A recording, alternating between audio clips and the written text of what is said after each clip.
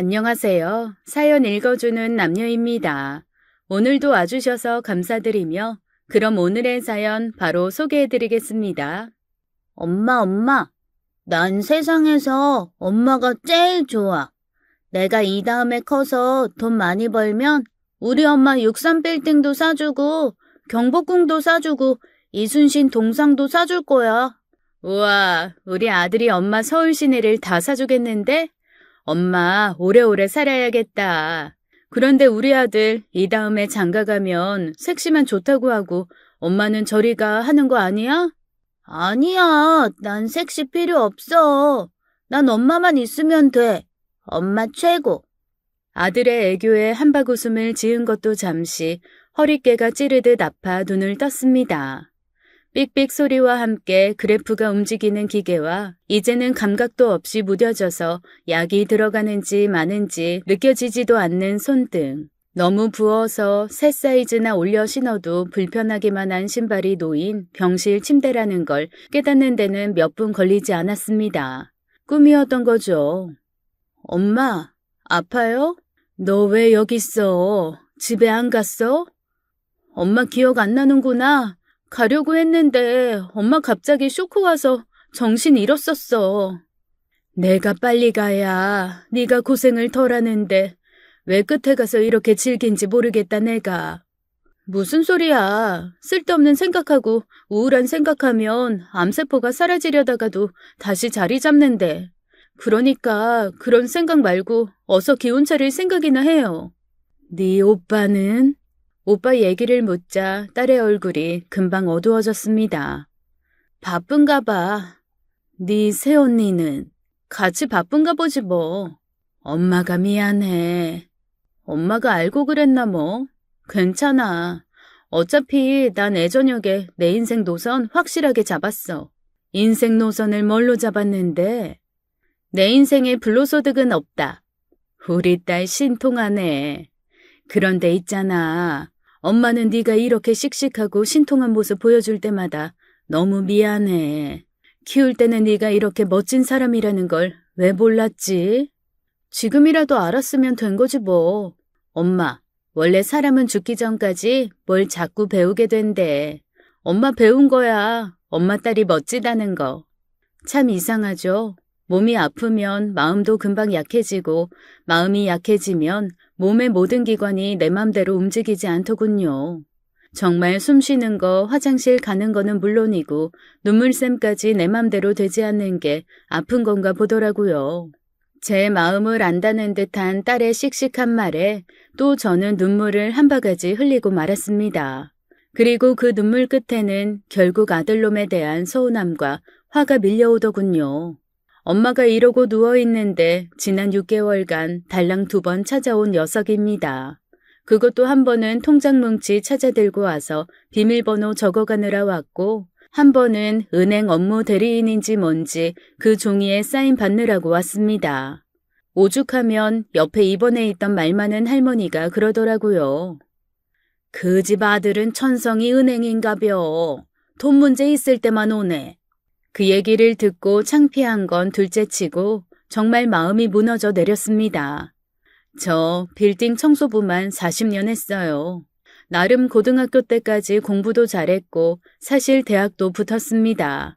그런데 학교 등록 앞두고 이상한 고집이 올라오더라고요. 학교 다니는 거 시간 낭비 아닐까? 남들보다 일찍 돈 버는 게 더 낫지 않을까? 그렇게 돈 벌 곳을 찾다가 당시에 나름 시급이 제일 높았던 일을 찾은 게 빌딩 새벽 청소였습니다. 그렇게 시작한 일을 40년간 할 줄은 저도 그때는 몰랐죠. 빌딩 청소는 새벽 4시에 시작합니다. 야근하고 늦게 퇴근하는 사람이 있어서 저녁에는 잘 하지 않고 새벽에 나가서 출근 전에 싹 정리를 해놔야 하거든요. 그렇다고 낮에 노는 건 또 아닙니다. 근처에 다른 건물과 계약해서 오전에 2개, 오후에 2개 청소를 하고 나면 어느새 저녁 7시쯤 되고 그 다음에는 9시부터 11시까지 찜질방 청소를 다녔어요. 그렇게 2아이를 키웠습니다. 남편은 둘째가 3살 되던 해 사고로 죽었거든요. 뺑소니 사고였는데 병원에서는 처음 사고 낸 사람이 바로 신고만 했어도 살 수 있었다고, 다친 것 자체는 크게 다친 게 아닌데 시간이 너무 지났다고 했습니다. 아마 그때부터였을 거예요. 애들이며 저며 아무리 없이 살아도 아주 조그만 어디가 이상하면 바로 병원으로 뛰어갔습니다. 담당 의사가 굳이 안 와도 된다고 할 정도로 가벼운 것도 무조건 병원에 갔죠. 그리고 사실 그 덕에 제 암을 빨리 발견할 수 있었고요. 진짜 천운이세요. 이 부위에 있는 암은 3기에서 4기로 넘어갈 때나 거의 발견이 됩니다. 이렇게 초기에 발견한 건 진짜 드문 일이에요. 선생님, 그럼 저 살 수 있나요? 괜찮겠어요? 초기에 발견한 건 너무 다행인데, 한 가지. 위치가 별로 좋지는 않아요. 수술도 좀 애매하고, 그렇다고 항암부터 하자니 그건 효과를 장담할 수 없고요. 제가 권하고 싶은 건 좀 천천히 단계별로 치료를 하는 건데, 이게 시간이 좀 필요합니다. 목숨이 걸린 일인데 시간 없다고 하면 지금 죽어야죠. 괜찮습니다, 선생님. 저 다음 달에 아들 결혼도 시켜야 하고 딸은 아직 사귀는 남자도 없어요. 그래도 애 둘 다 안정적으로 사는 건 보고 가야지 않겠어요? 주변에서 보면 힘들고 고되게 살았던 사람일수록 큰 병이 들면 금방 포기하더라고요. 할 만큼 했다. 이제 그만 피곤하고 싶다. 더 이상 애쓰고 싶지 않다 이러면서요. 그런데 전 억울해서 그 말이 안 나왔습니다. 하다못해 같이 용역 청소를 하는 사람들끼리 꽃놀이를 갈 때도 저는 혼자 일당 받으며 청소하는 기회를 놓치는 게 아까워 거절하고 일을 했습니다. 처음 몇 번이야 같이 가자고 계속 권하죠. 그런데 제가 거절하는 게 한 번, 두 번 계속되니 그 다음부터는 아예 묻지도 않더라고요. 그냥 공식적인 왕따가 되었달까요? 조금 외롭기도 했지만 혼자 위안했습니다. 괜찮아. 나중에 놀면 돼. 지금 놀아봐야 돈만 쓰지. 놀러 갈 돈이면 우리 애들 일주일치 식비인데. 그렇게 많은 걸 포기하면서 모은 돈인데 쓰지도 못하고 죽을 걸 생각하니 너무 억울해서 죽었다가도 관뚜껑 열고 나오게 생겼더라고요. 엄마, 무슨 일 있어요? 엄마, 병원 갔다 온 거 결과 나온 거야? 숨길 필요 없으니까 엄마 그냥 솔직히 말한다. 엄마, 암이래. 근데 엄마 치료받고 일어날 거야. 그래도 사람 일은 모르는 거니까 너희한테 할 말이 있어. 제가 암이라고 한 말에 아들과 딸은 몹시 당황한 얼굴이었습니다. 특히 결혼을 한 달 앞둔 아들은 얼굴이 하얗게 질리더라고요. 우선 우리 아들, 결혼 준비 아껴가며 하느라고 힘들지? 네가 먼저 네 힘으로 하겠다고 해서 엄마가 나중에 물려줘야겠다 생각하고 가지고 있던 돈이 좀 있어. 너 지금 구한 신혼집, 집주인이 싸게 매매하라고 했는데 돈 없어서 그냥 전세로 들어가는 거잖아. 엄마가 전세금 외에 매매에 들어가는 돈 보태줄게. 사 그냥. 엄마, 그리고 둘이서 다 생략한다고 예단 예물 없앤 거? 그건 엄마 좋아. 그래도 내가 며느리한테 좋은 가방이랑 반지 하나는 해주고 싶어. 평소 끼는 결혼 반지 말고 좋은 데 갈 때 어디 자랑하고 싶을 때 낄 알 큰 거. 그런 거 해주고 싶으니까 다음 주 중에 새애기 데리고 백화점 나와. 알았어요. 근데 엄마, 그렇게 돈이 많아요? 나 40년 일한 여자야. 너희가 자라면서 그렇게 돈 많이 쓴 애들도 아니고 내가 사치한 사람도 아니고 통장에 다 모아놨지. 네 엄마 막말로 돈밖에 가진 거 없어. 그때는 뭐랄까요? 억울하기도 하고 애매한 조바심도 나서 약간 허세를 부린 건 사실입니다. 돈밖에 가진 게 없다고 소리는 쳤지만 통장에 있는 현금은 아들 녀석 집 해주고 딸한테 작은 오피스텔 하나 정도 사주고 나머지는 병원비 쓰면 될 정도였죠. 그래도 어쩐지 이것마저 안 하고 갑자기 암이 진행돼서 병원에 들어눕게 되면 이렇게 큰 소리도 못 쳐본 게 억울해서 분통이 터질 것만 같았습니다. 그리고 우리 딸은 엄마가 독립할 수 있는 작은 오피스텔 하나 해줄게. 잘 알아보고 엄마한테 말해. 오피스텔을 사준댔는데도 딸은 기쁜 얼굴이 하나도 아니었습니다. 오히려 눈물을 뚝뚝 흘리더군요. 엄마, 곧 죽을 사람처럼 왜 그래? 나 오피스텔 따로 안 나가서 살아도 돼.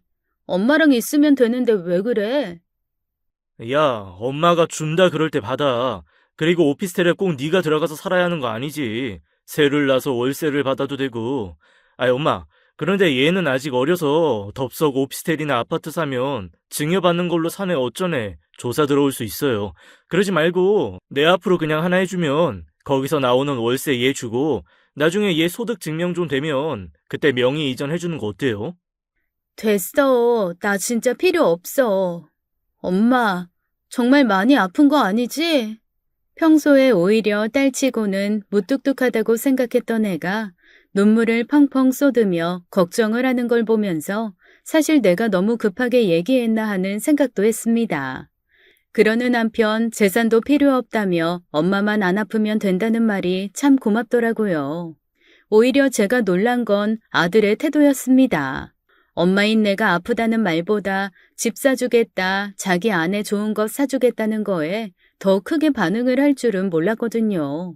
그리고 그런 아들 모습에 떠오르는 몇 가지 사건이 겹쳐지면서 뭔가 쎄한 기분이 올라왔습니다. 사실 제 아들은 자타가 효자라고 공인했던 녀석입니다. 빌딩 청소 끝나면 자주 데리러 오기도 해서 같이 일하는 사람들이 부러워하기도 했고요. 제가 집에 있는 날이면 오히려 딸보다 더 살갑게 다가와서 이런저런 얘기를 하기도 하는 아들이었습니다. 유난히 돈이나 숫자에 관심이 많아서 같이 있을 때면 그런 종류의 얘기를 많이 하고 질문도 주로 제가 얼마 버는지 같은 것들이었지만 그때 당시에는 그냥 사내 녀석이라 금융 쪽에 관심이 많은가 보다 정도였지 별로 신경 쓰지는 않았습니다. 엄마, 그런데 엄마 월급은 정확하게 얼마 정도예요? 정확하지가 않아서 전체가 얼마다 이러기가 어렵네. 일당으로 계산해 주는 곳도 있고 주급을 주는 데도 있고 팀으로 일하고 나눠받는 데도 있고. 아이, 그래도 평균은 있을 거 아니에요.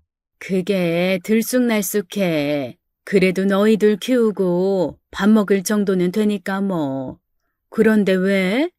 아이, 그냥 궁금해서. 한두 번 정도 아들이 제가 정확하게 얼마를 버는지 아주 꼬치꼬치 물어본 적이 있었습니다. 당시에는 정말로 전체 금액을 말해주기가 어렵게 여기저기에서 띄엄띄엄 퐁당퐁당 돈을 받을 때이기도 했고 사실 제가 버는 것 중 꽤 많은 부분을 재테크에 쏟아넣고 있을 시기였거든요. 애들한테 돈이 많이 드는 시기였지만 재테크에 더 열과성을 쏟았을 때라 어쩐지 그런 상황을 아들에게 알리고 싶지 않았습니다. 좀 미안하잖아요.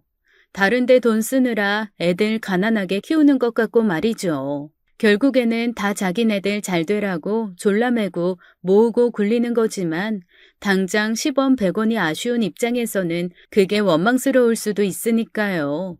그래서 아예 20-30년간 저는 애들한테 이렇게 말했습니다. 엄마가 열심히 일해도 우리는 참 근근히 살게 됐네.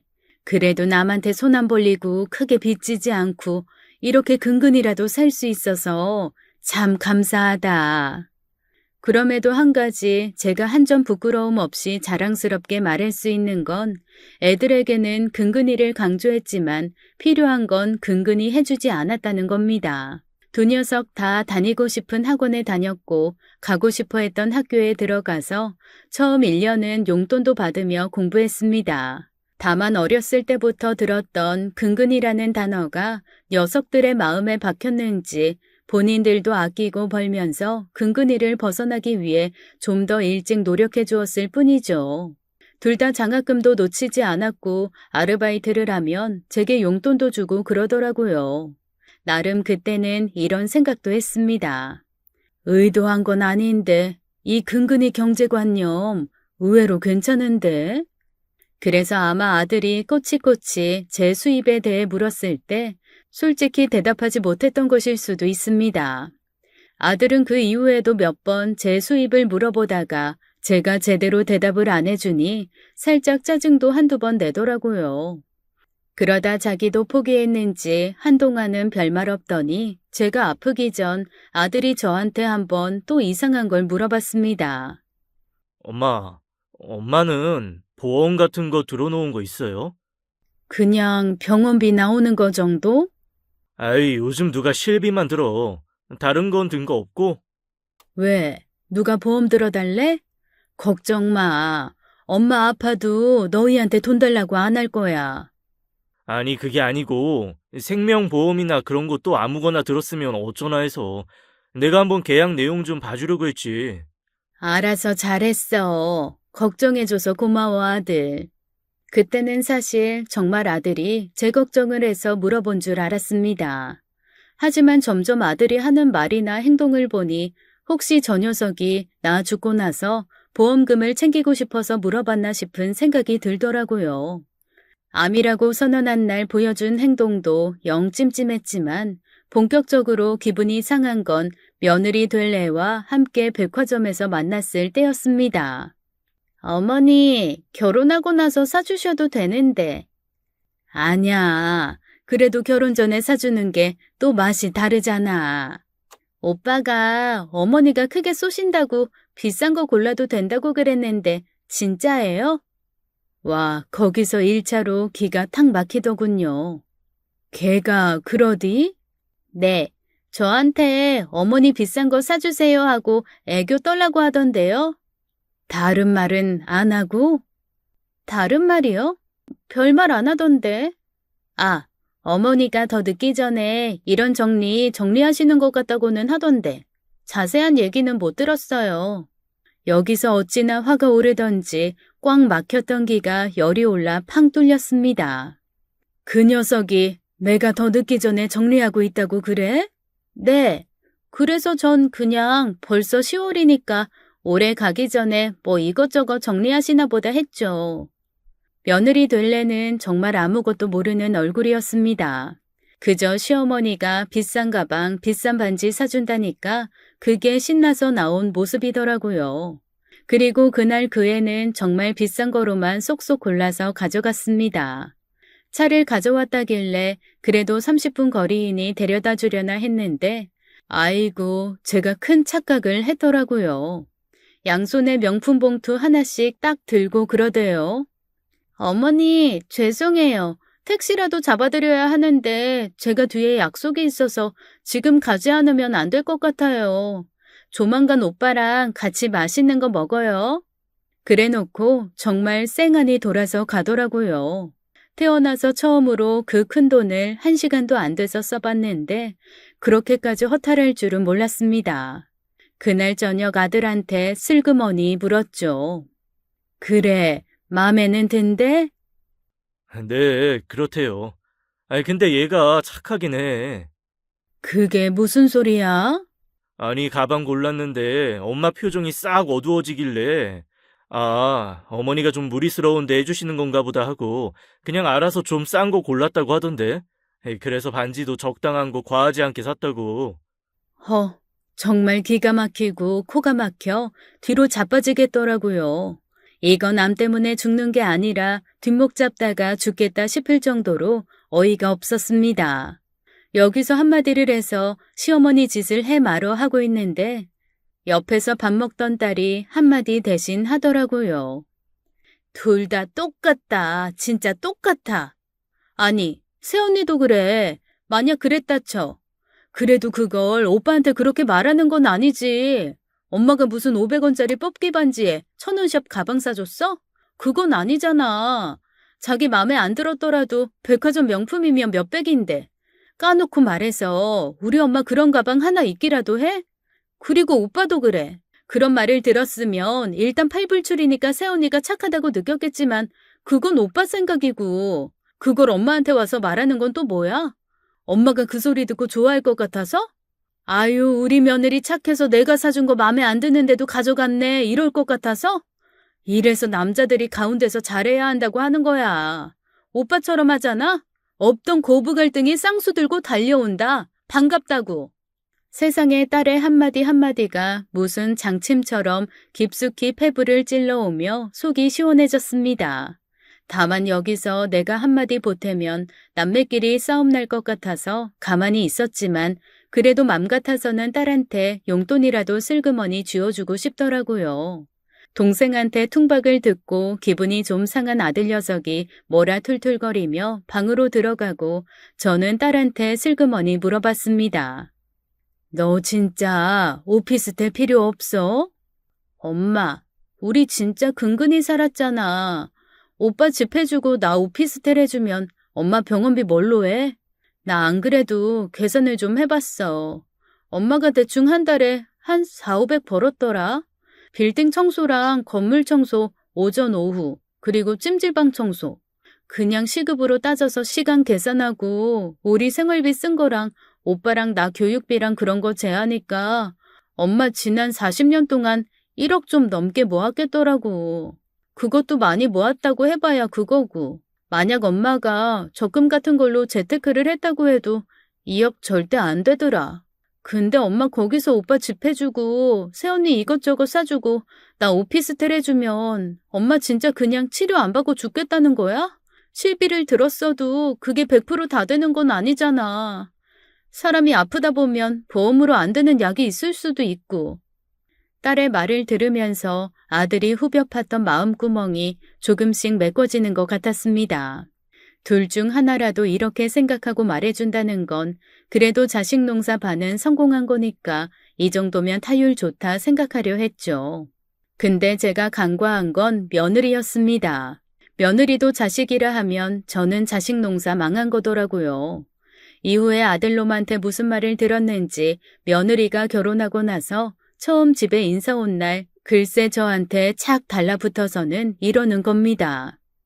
어머님, 저 어머니 액세서리함 구경 좀 시켜주시면 안 돼요? 액세서리함? 내가 그런 게 어딨어. 청소할 때 반지 이런 거 거추장스러워서 안 해 난. 아니, 그래도 순금가락지 그런 건 있으실 거 아니에요. 저 실제로 본 적 없어서 궁금하단 말이에요. 참나, 순금가락지를 구경 못 해봤다는 게 말이 됩니까? 종로 바닥 30분만 걸어도 쇼윈도우 가락지를 1000개를 넘게 보는 세상인데 그 수가 너무 빤하고 얕아서 얄밉더라고요. 그런데 어쨌거나 며느리는 남의 자식 아닙니까? 걔가 얄미운 건 그냥 어이구 하고 넘어가겠는데 내 새끼가 빙축 맞은 짓 하는 건 속이 벼룩처럼 팔딱거리며 뒤집어지더라고요. 우리 엄마 뭐 숨겨놓는 거 잘해. 자기야 살살 꼬셔서 한번 자기가 알아내봐. 아니, 저걸 지금 농담이라고 하고 앉았는 건지 내가 지금 밥 지어 먹이려고 하는 저 두 인간이 아들이랑 며느리인지 부부 사기단인지 모르겠더라고요. 그때 결심했습니다. 너희는 그 전셋집으로 끝이다. 그리고 그날 아무 말도 안 하고 넘어갔죠.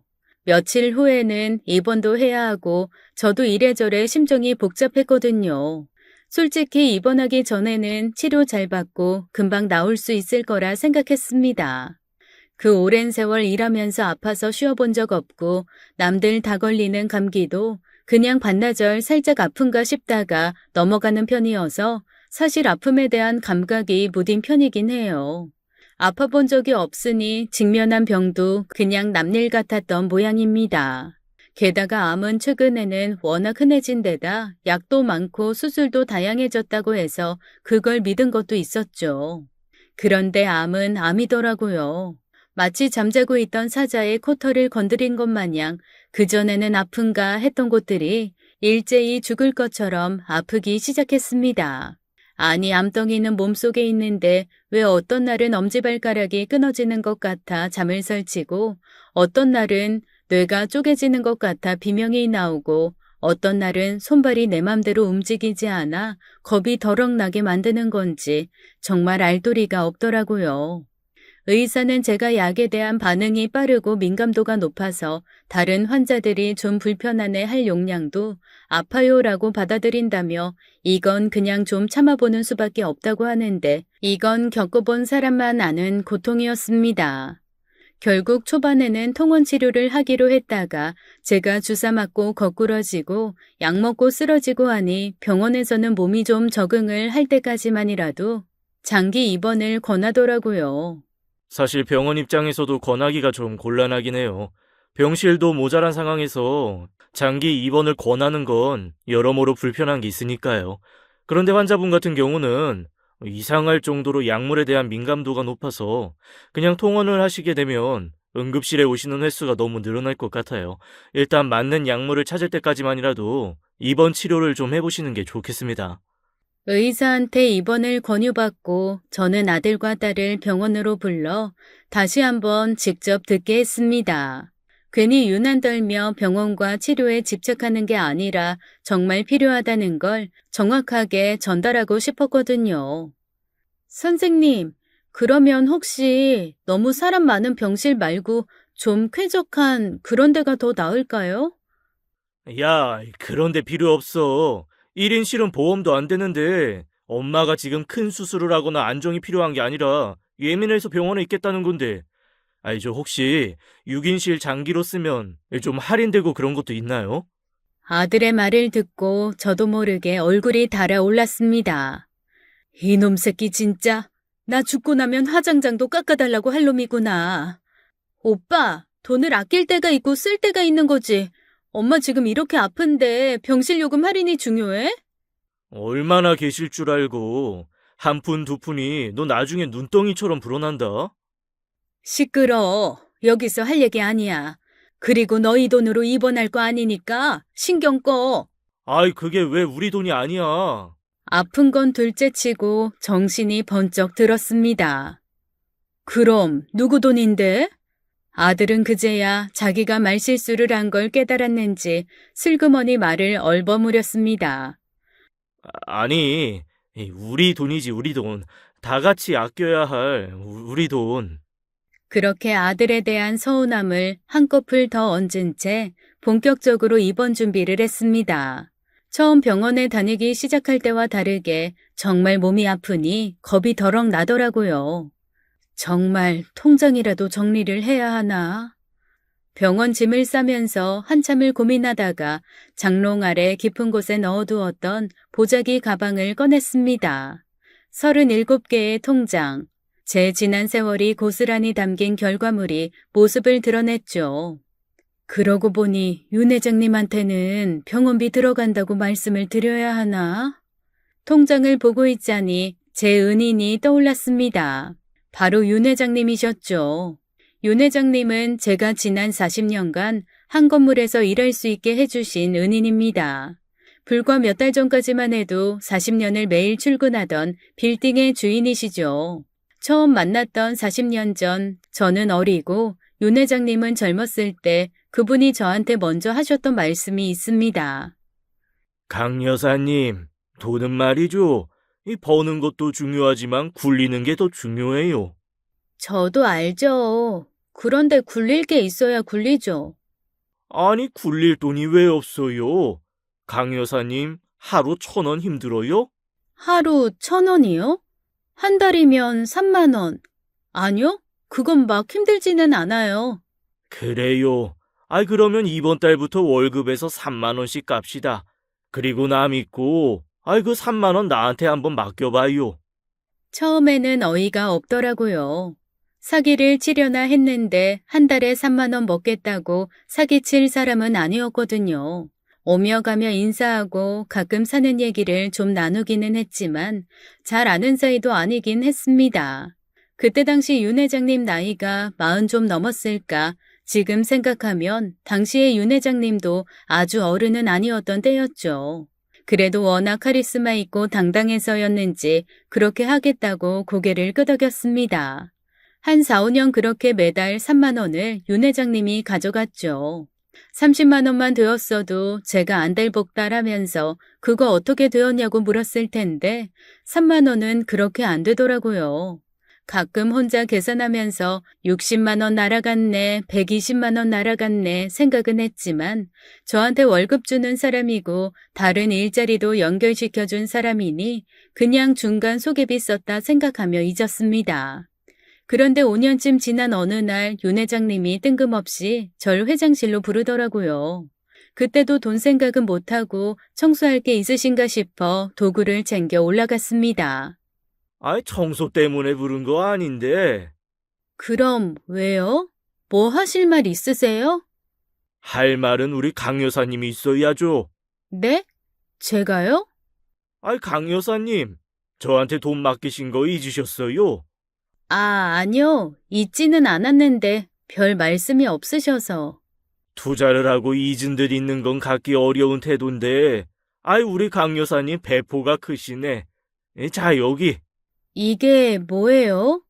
윤 회장님은 제 앞에 봉투 하나를 내려놓았습니다. 순간, 한 달에 3만 원이면 1년에 36만 원, 5년이니까 180, 한 20 채워서 200만 원 정도 넣으셨나 했습니다.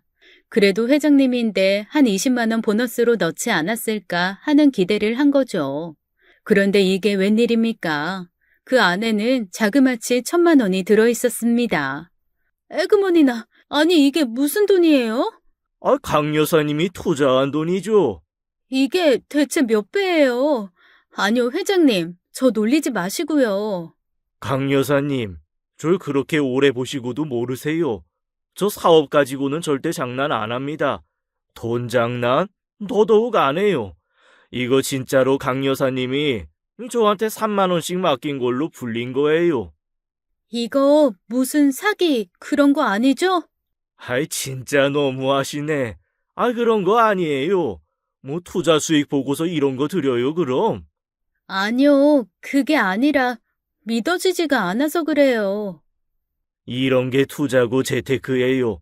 그러면 강 여사님, 어디 한번 나 한 번 더 믿고 거기서 원금이 200이라고 치고 원금 제한 800만 원 나한테 한번 다시 맡겨볼래요? 순간 극심한 갈등이 밀려왔습니다. 마치 제 머리 양쪽에서 두 개의 인격이 서로 할 말만 하는 것 같았죠. 그럼 그렇지. 이거 줬다가 뺏는 거네. 800만 원 지가 다시 가져가려고 쇼했네, 쇼했어. 아니, 이 사람이 뭐가 아쉬워서 날 놀리는데 시간을 쓰겠어? 그것도 이렇게나 정성껏. 한 번 더 믿어봐. 어차피 없었던 돈이잖아. 눈앞의 봉투를 가만히 보던 저는 잠시 갈등을 깊이 겪은 후 봉투를 그대로 다시 윤 회장님께 밀어놓았습니다. 원금을 빼긴 뭘 빼요. 그 돈도 어차피 저한테는 없는 돈이었는데요. 이거 그대로 다시 맡길게요. 아, 역시 우리 강 여사님. 제가 예상한 그대로 하셨습니다. 알겠어요. 우리 이번에는 좀 일찍 만나보죠. 3만 원으로 5년 걸렸으니까 이걸론 그래요. 올 연말에 저 한 번 더 보시죠. 윤 회장님의 말대로 그해 연말 회장님은 제게서 가져간 1,000만 원을 3,700으로 불려오셨고 그건 그 다음 해에 다시 5,000으로 얼마 지나지 않아 1억으로 불었습니다. 물론 제 돈만 고스란히 따로 투자한 건 아니셨겠죠. 제가 이렇게 수익이 났던 건 윤 회장님이 자기의 거대한 자산을 굴리면서 거기에 미미한 제 돈을 슬쩍 끼워 넣으셨다는 건 압니다. 회장님, 이 돈 그냥 회장님 돈 아니에요? 아이, 솔직히 한 5천 될 때까지는 내 돈 굴리는데 덩달아 굴러간 건 맞아요. 근데 그 다음부터는 진짜 그걸로 내가 투자를 했어. 주식도 하고 펀드도 하고 크림도 사고 부동산도 하고. 사실 꿈 같아요. 1억이라니. 이제는 직접 해봐요. 내가 도와줄 테니까. 그런데요, 회장님. 저한테 왜 이렇게 잘해주시는 거예요? 저는요, 진짜 성실한 사람은 잘 돼야 한다고 생각해요. 그래서 강 여사님이 잘 되셨으면 좋겠습니다. 말투가 무뚝뚝하고 표정도 별로 변화가 없으신 분이라 대화를 하다 보면 내가 지금 혼나고 있는 건가 하는 생각마저 들게 하시는 분이 바로 윤 회장님이었습니다. 그런데 그런 분에게 제가 살면서 가장 따뜻하게 느낀 말을 들을 줄은 몰랐죠. 얼마나 감동을 받았는지 수십 년이 지난 지금까지도 그 말을 들었던 날 윤 회장님이 입었던 옷, 신었던 구두, 같이 마신 차, 말의 토시 하나까지도 다 기억날 정도니까요. 1억이라는 돈을 가지고 그때부터 저는 윤 회장님이 알려주시는 대로 열심히 재테크를 했습니다. 난생 처음 주식계좌도 만들어봤고요. 해외 거래소라는 게 있다는 것도 처음 알았죠. 집이라는 건 온전히 다 돈 주고 사거나 월세, 전세만 있는 줄 알았는데 전세를 끼고 사는 방법도 있고 갭 투자를 할 수도 있고 꼭 집이 아니라 땅을 사서 용도 변경을 하는 방법도 있다는 것을 알아갔습니다. 이 돈을 불린다는 건 그냥 돈이 많아서 알아서 돌아가는 게 아니더라고요. 정말 공부도 많이 해야 하고 세상 돌아가는 것도 남들보다 먼저 봐야 했습니다. 저는 운 좋게도 윤 회장님이 그 두 요소를 다 충족시켜 주셨고요. 아이, 강 여사님, 이 주식 괜찮겠더라. 강 여사님, 그 여윳돈은 그냥 펀드 잠깐 넣은 게 나을 것 같은데. 아이, 강 여사님 저 매물은 안 사면 바보야. 아이, 대출을 왜 무서워해요? 대출도 자산이라니까. 갚을 능력 없이 무작정 하는 게 아니라 앞으로 갚을 수 있잖아. 일단 저건 사요. 모자란 건 내가 이자 조금만 받고 빌려줄게. 그렇게 윤 회장님 밑에서 30년을 넘게 있으면서 저는 자연스레 재테크 기술이 늘기 시작했습니다. 그리고 재산도 한번 힘이 붙으니까 말 그대로 눈덩이처럼 불어나더라고요.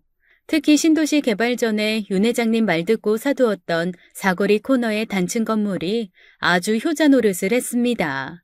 수백 개 아파트가 들어오고 제가 샀던 그 건물 값이 천정부지로 뛰었거든요.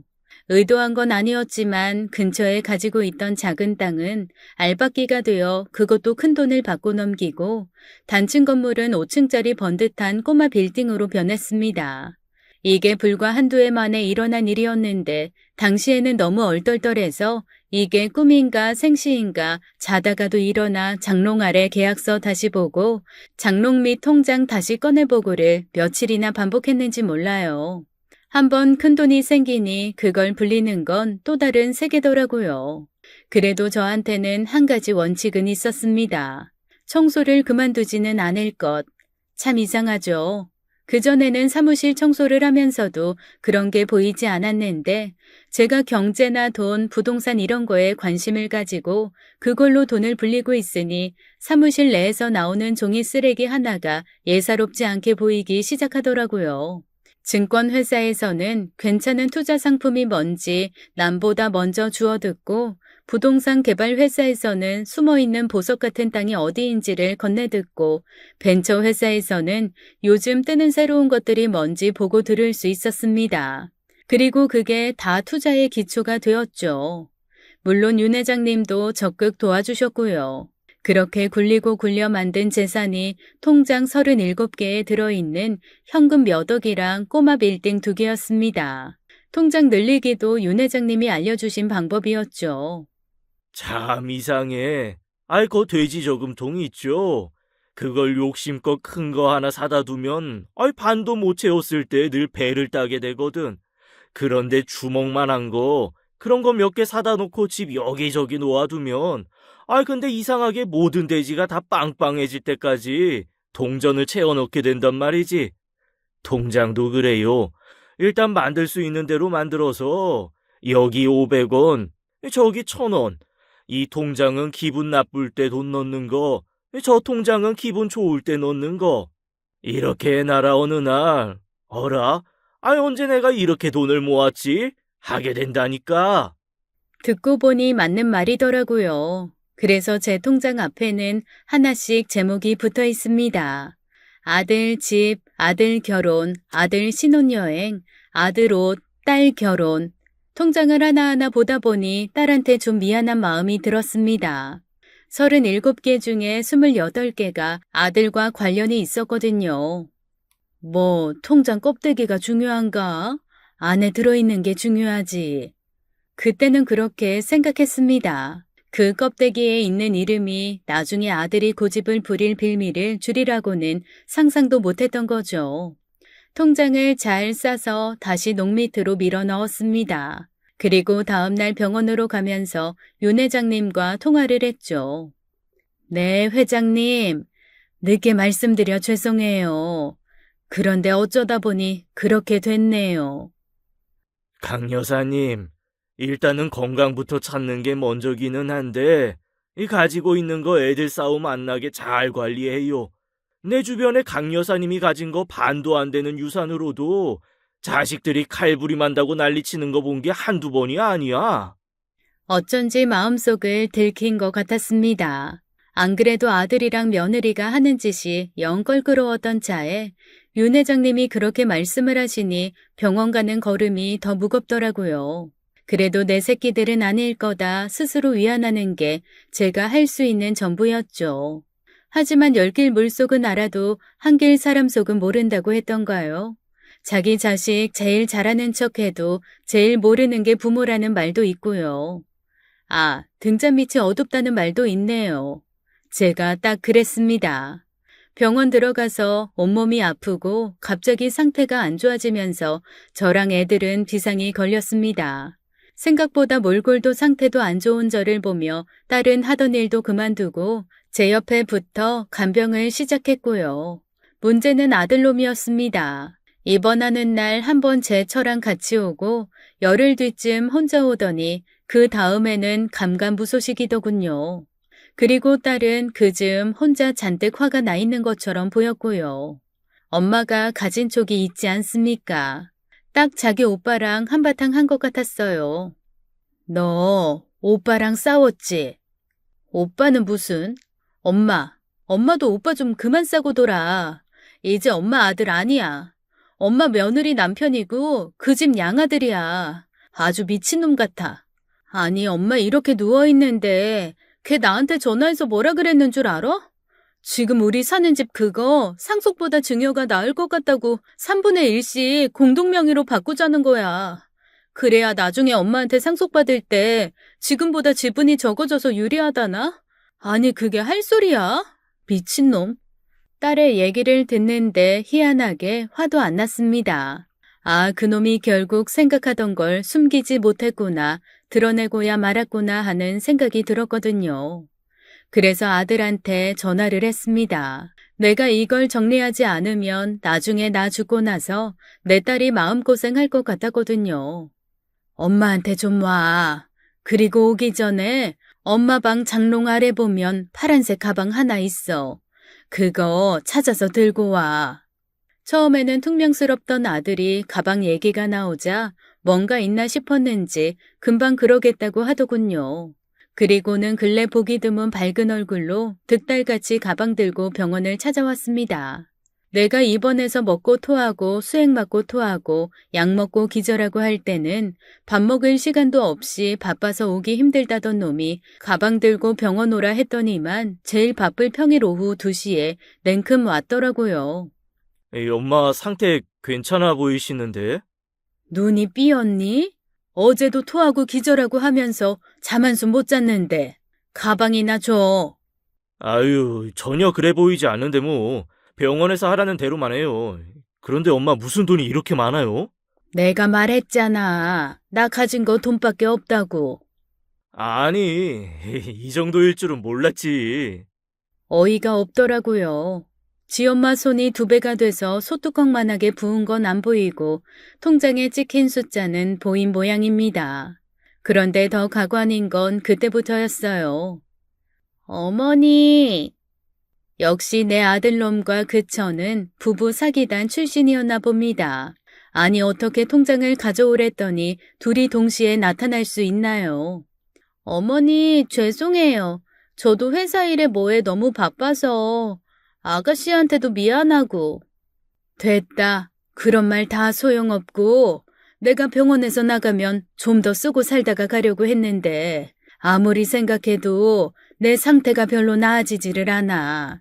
서로 싸우지는 않을 거라 믿긴 하지만 그래도 부모된 도리가 살아생전에 나눠주는 게 맞지 않을까 해서 여기 이거는 너 갖고 이건 네 동생 거니까 손대지 말고 네 여동생 집 하나랑 결혼자금이니까. 솔직히 그때만 해도 아들에 대한 신랄 같은 기대와 희망이 있었습니다. 그래도 집장만 할 때 1억 좀 넘게 해주고 통장에 있는 돈 2억 정도면 어머니 감사합니다 할 줄 알았죠. 그런데 이번에도 역시 제 예상은 빗나갔습니다. 무슨 소리예요, 엄마? 이 통장에 내 이름 적혀 있는데 당연히 내 거죠. 그리고 내가 아까 다 확인했는데 엄마 이러시면 저 서운해요. 저한테 주신 이 통장들 다 소액들이고 굵직한 금액은 다 저 통장에 들어있잖아. 이건 뭐 장남이라 제사며 책임이며 다 지는데 핵심은 출가 외인 될 동생이 가져가는 이상한 구조네. 아들놈의 말을 듣다 보니 제 콧구멍이 2개인 게 감사하더이다. 하나였음 아마 진즉에 숨이 막혀 죽었을 거예요. 말했잖아. 너는 집을 해줬고. 어머니, 그건 아니죠. 이인은 장남이잖아요. 솔직히 어머니 제사 모시고 혹시 병원에서 나오시게 되면 나중에 거동 불편하실 때 저희한테 오실 거 아니에요. 그런 거 생각하시면 이 사람한테 투자하시는 게 맞죠. 네, 옛말 틀린 거 하나 없습니다. 부창부수 금묵자흑 끼리끼리 논다 이런 말이 아주 진리예요, 진리. 혹시 병원에서 나오게 되면이라니 그게 눈 껌뻑이고 헛구역질 참아가며 재산 주는 시어미한테 할 말입니까 글쎄? 더 기가 막힌 건 그때부터입니다. 아들이 아주 당당하게 딸 몫으로 지어놨던 통장 뭉치에서 큰 금액 있는 거 5개를 쓱쓱 빼더니 자기 앞으로 딱 갖다 놓더라고요. 그리고 엄마, 내가 설마 내 여동생 모른 채 하겠어요? 내가 잘 불려서 가지고 있다가 걔 시집 갈 때 한 미천 두둑히 해주고 그럴 거니까 걱정하지 마요. 그리고 이거 통장 정리하려면 비밀번호 있어야 하니 통장 앞에 적어주세요. 다 똑같은가? 비밀번호가? 세상에, 칼만 안 들었지 이게 강도가 아니고 뭐가 강도겠어요. 진짜 보자 하니까 너무하네. 아뿔싸, 딸이었습니다. 안 그래도 딸이 있을 때 말하면 안 될 것 같아서 일부러 자리를 오래 비운다 했던 날 불렀던 거였는데 이 녀석이 내가 걱정되니 불이 나게 온 거였습니다. 그리고 한동안 입구에서 제 오빠 내외가 하는 작태를 지켜보다 결국엔 나선 거죠. 딸은 한쪽에 있던 자기 몫의 통장까지 싹 가져다 자기 오빠 앞에 던졌습니다. 꺼져, 이 버러지 같은 새끼야. 얘, 너 왜 그래? 엄마, 나 오늘부로 오빠 없어. 엄마한테는 아들 있을지 몰라도 난 오빠 없어. 그리고 내가 말했지, 엄마. 내 인생에 불로소득은 없다가 모토라고. 저 돈 필요 없어. 저거 다 가지고 꺼지라고 해. 엄마 병원비 모자라면 내가 대출 받던 일을 늘리던 내가 알아서 할 거니까. 야, 너희 둘 다신 나타나지 마. 너희 때문에 업도 남도 생기겠어. 그거 들고 꺼져. 와, 제 딸 무섭더라고요. 얼마나 서슬이 퍼렇던지 정작 통장 주인인 저도 무서워서 아무 말도 못했습니다. 그렇게 아들 내외는 통장 뭉치를 들고 사라졌고요. 옆자리 할머니는 또 한마디 하시더라고요. 아들 농사는 폭망인데 딸 농사는 대성공이네. 그 후로 며칠 뒤 딸이 없는 틈을 타서 아들이 혼자 왔다 갔습니다. 처음에는 이놈이 그래도 반성하고 사과라도 하러 왔나 싶었는데 어이구, 저도 미련퉁이죠. 글쎄 통장에서 돈 뽑을 수 있게 위임장 같은 거 받으러 왔더라고요. 본인이 직접 가지 못하는 상황이라는 걸 증명하는 무슨 증명서랑 말이죠.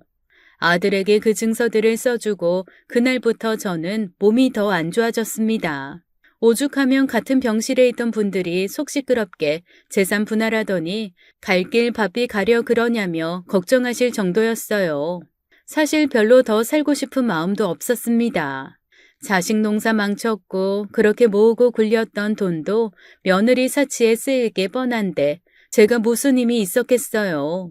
그저 제 딸이 불쌍해서 눈물만 날 뿐이었죠. 그렇게 며칠 동안 최악으로 몸이 안 좋아지며 시름시름 앓았습니다. 한 일주일 죽다 살았나 더 누워있으면 욕창이 생길 것 같아서 혼자 링거대를 끌고 복도로 나왔습니다. 병원 아니라도 좀 걷자 싶었죠. 그런데 익숙한 목소리가 들리는 거예요. 아들이랑 며느리였습니다. 아니 저것들이 무슨 일이지 싶어 슬그머니 벽에 몸을 붙이고 하는 얘기를 엿들었는데 가관도 그런 가관이 없었습니다. 아니, 그냥 어디 요양원으로 옮기자니까. 나도 그러고 싶어. 그런데 말을 듣겠어, 엄마가? 치료 안 된다고 연명치료하는 거 더 괴롭고 의미 없다고 하면 되잖아. 의사가 허락을 안 하면, 약 잘 듣고 있는 거라고 하면, 아우, 무슨 상관이야. 환자랑 보호자가 결정했다. 이 병원 나갈 거다 하면 될 것을. 엄마 옮기기 전에 일단 동생을 어떻게 좀 해야 하는데. 내가 한 일주일 쇼 좀 할까? 그동안 너무 무심했다. 앞으로 내가 간병하겠다 이러고 아가씨는 쉬지도 못했는데 휴가라도 좀 다녀오라고. 아이, 그러면 되겠네, 진짜. 비행기 태워 보내면 금방 오지도 못할 거고. 아이, 근데 우리 자기 간병할 수 있겠어? 마지막 가시는 길에 좋은 일 한다 생각하면 되지 뭐. 에이, 고생할 텐데. 고마워. 아니, 이게 말입니까, 방구입니까? 저것들이 지금 무슨 소리를 하는 건지 파악하는데 세상에 가물거리던 눈이 다 번쩍 뜨이더라고요. 저 년놈이 그러니까 날 지금 고려장 하겠다 이거네? 마음이 몸을 지배하고 몸이 마음을 흔든다는 말이 맞았습니다. 속에서 그간 없던 분노가 끓어오르니 그렇게 덜덜 떨리던 팔다리에 갑자기 힘이 붙대요. 몇 주간 없었던 파워워킹으로 병실에 돌아온 후 너무 구역질이 심해 먹는 걸 미뤘던 약을 한숨에 삼켰습니다. 세상에 처음으로 구역질도 안 나더라고요. 그리고 그날 결심했습니다. 너는 죽을 때까지 내 건물들은 구경도 못한다 이놈아. 라고요. 그래서 바로 윤 회장님께 전화를 걸었죠. 회장님, 제가 논의드리고 부탁드릴 게 있어서요. 자초지종을 들은 회장님의 첫마디는 썩을 놈이었습니다. 그리고 아주 괘씸해하면서 저한테 약속하시더라고요. 내가 나이가 많아서 먼저 갈지 강요사가 먼저 갈지 모르겠지만 일단 내 살아생전에 해결해 보자고. 비서시켜서 증여 절차 알아보고 그 망할 것이 현금 다 들고 가서 증여세 낼 거 없으면 말해. 그리고 딸내미가 간병하느라 회사 그만뒀다고 내가 좋은 일자리 알아봐 준다고 걱정 말라 하고 고이한 것 그 돈을 들고 가? 걱정 마. 그것도 다는 못 가져가게 내가 변호사한테 말해볼 테니까. 윤 회장님이랑 전화를 끊고 저는 병원에 입원해서 처음으로 침대를 일으켜 앉았습니다. 제가 너무 입맛이 없어 하니 밖에서 죽을 한 그릇 사들고 들어오던 딸이 놀라며 묻더군요. 엄마, 어쩐 일이에요? 예, 그 죽 좀 줘. 나 좀 먹어야겠다. 엄마, 너무 고맙다 진짜. 어서 먹어요. 아니, 천천히 드셔. 간호사실 가서 나 오늘부터 제대로 한번 해볼라니까. 약이며 주사며 그냥 줄 수 있는 거 다 달라고 해. 놀란 딸을 앞에 두고 저는 입원 후 처음으로 죽 한 그릇을 싹 비웠습니다. 그리고 그날부터 신기하게도 다른 반응 없이 약과 주사를 몸이 쑥쑥 받아들이더라고요. 그동안 아무래도 명현 반응이랄지 몸에서 적응하고 싸우는 시간이 길었던 것 같습니다. 보시면 암세포가 더 이상 성장하지 않고 있어요. 약 좀 더 써보고 퇴원해도 되실 것 같은데 어떠세요? 몸에서 약을 받아들이니 의사는 더 이상 병원에 있는 것보다 나가서 일상을 살라고 하더라고요. 지체 없이 짐을 꾸렸죠. 그리고 딸을 데리고 제 건물이 있는 곳으로 갔습니다. 엄마, 여긴 왜 와요? 집에 안 가고. 엄마 아직 이렇게 돌아다닐 때 아니야. 강 여사, 아이 그래 잘했어. 장애 털고 일어나야지. 아직 한창인데. 가도 내가 먼저 가야지. 90 넘은 늙은이 두고 강 여사 먼저 갈까봐. 내가 엄청 괘씸하게 생각했어. 누구? 엄마 은인이셔. 너 저기 있는 5층짜리 건물 보여? 겉에 회색 대리석 된 거. 그리고 그 대각선에 모래색 타일 붙은 건물이랑. 보이지? 여기서 제일 눈에 띄는 건물인데. 저거 이제 둘 다 네 거야. 에? 엄마 재테크 여왕이었어. 현금 그거? 야, 엄마한테 그거 근근히 그냥 쓸만한 돈이야. 여기 윤 회장님한테 20년 넘게 훈련받아서 엄마 아주 부동산 여왕이야. 병원에 있는 동안 윤 회장님 도움받아서 네 앞으로 명의 다 돌렸고 상속세며 다른 복잡한 문제 다 해결했어. 엄마, 오빠 알면 난리 날 텐데. 난리 나라지. 아, 저기 오네. 안 그래도 아들이랑 며느리도 부른 참이었습니다. 곧 죽을 것 같던 제가 두 발로 든든히 서 있어서 그런가 두 사람 다 표정이 썩 좋지만은 않더라고요. 엄마는 퇴원했으면 집으로 가지. 이렇게 먼 동네까지 왜 왔어요? 집? 거기 이제 내 집 아니야. 팔았어. 그거 판 돈으로 나도 좀 이제 즐기고 살려고. 집을 팔았다고? 의논도 안 하고? 내 집 파는데 내가 왜 너한테 의논을 하니? 그럼 당장 어디서 살게요? 우리 집은 안 돼요. 방도 없고. 아이고, 빌어도 안 들어가. 저기 저 빌딩 꼭대기, 저기서 네 동생이랑 살 거야. 저 빌딩 꼭대기요? 저기 월세 엄청 비쌀 텐데. 월세를 왜 내? 네 동생 건물인데. 뭐라고요?